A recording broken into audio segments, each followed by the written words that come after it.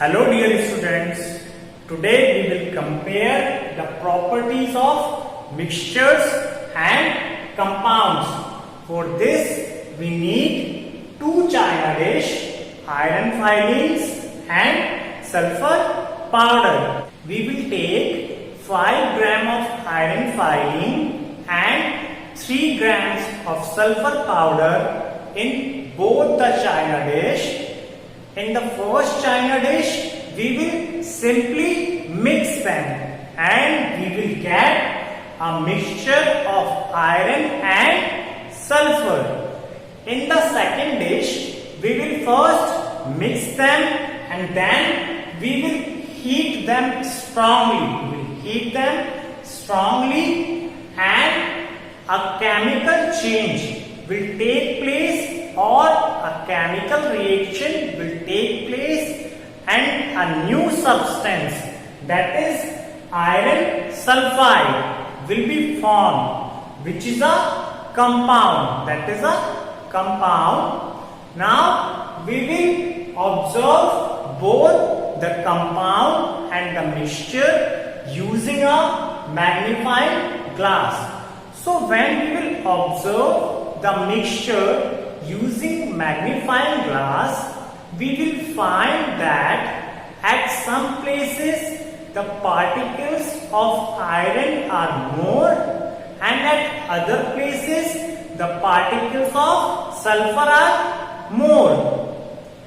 Whereas when we will observe iron sulfide compound using a magnifying glass, we will not find separate particles of iron and sulfur. It will be same everywhere. It will appear same everywhere. Now, in the next step, we will bring a magnet close to the mixture of iron and sulfur and to the compound iron sulfide. So, when we will bring a magnet close to the mixture of iron and sulfur, it will attract the particles of iron and the sulfur powder will be left behind in the china dish. Whereas when we will take this magnet near to the iron sulfide compound, it will not attract the iron. It will not attract iron. Now, in the next step, we will use a solvent, carbon disulfide. The carbon disulfide dissolves the sulfur. It dissolves sulfur. So, when we will add this carbon disulfide in the mixture of iron and sulfur, so it will dissolve the sulfur. It will dissolve sulfur and iron will be left behind. Whereas when we will add this carbon disulfide in the compound of iron sulfide, it will not dissolve sulfur. It will not dissolve sulfur. So carbon disulfide cannot separate sulfur from iron sulfide. So from these two, magnet and carbon disulfide, we can conclude that the mixture can be separated into its components by using physical methods. Which are the physical methods? Such as evaporation, filtration, using magnets or using solvents such as carbon disulfide. So a mixture can be separated by physical methods, whereas a compound such as iron sulfide cannot be separated by using physical methods. Now we will add dilute sulfuric acid in both the mixture and the compound. Now we will add dilute sulfuric acid to both mixture of iron and sulfur and iron sulfide compound. So when we will add this dilute sulfuric acid in the mixture of iron and sulfur, the iron will react with sulfuric acid and it will release hydrogen gas, whereas when we will add dilute sulfuric acid in the iron sulfide compound, it will give a foul smelling gas. The name of that gas is hydrogen sulfide.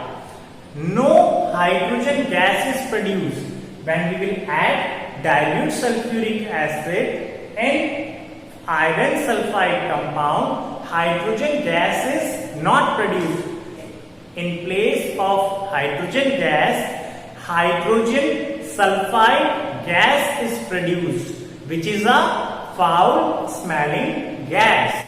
So from these three, by using magnate, carbon disulfide and dilute sulfuric acid, it can be concluded that the mixture shows the properties of all its components. Like the mixture of iron and sulfur have shown the properties of iron also and the properties of sulfur also, whereas the compound, that is iron sulfide, it does not shows the properties of its component. Neither it shows the properties of iron nor of the sulfur. It is neither attracted by the iron nor it get dissolved in the carbon disulfide. When we will heat the mixture of iron and sulfur, it does not melt at a fixed temperature, whereas when we will heat the compound iron sulfide, it melts at a fixed temperature. So it can be concluded that the mixture does not have a fixed melting and boiling point, whereas the compounds have a fixed melting and boiling point. So the properties of mixtures and compounds are, the mixtures are having different composition. The composition is different. We can mix them in any ratio, whereas in case of a compound, the composition is always fixed and the mixture can be separated by physical methods, whereas the compounds cannot be separated by using physical methods. And a mixture shows the properties of all its components, whereas the compounds does not shows the properties of its components. And a mixture does not have a fixed melting and boiling point, whereas a compound has a fixed melting and boiling point. Hope all of you understood it. In case if you have any doubt, please write it in the comment box. Thanks for watching. Bye bye. Take care.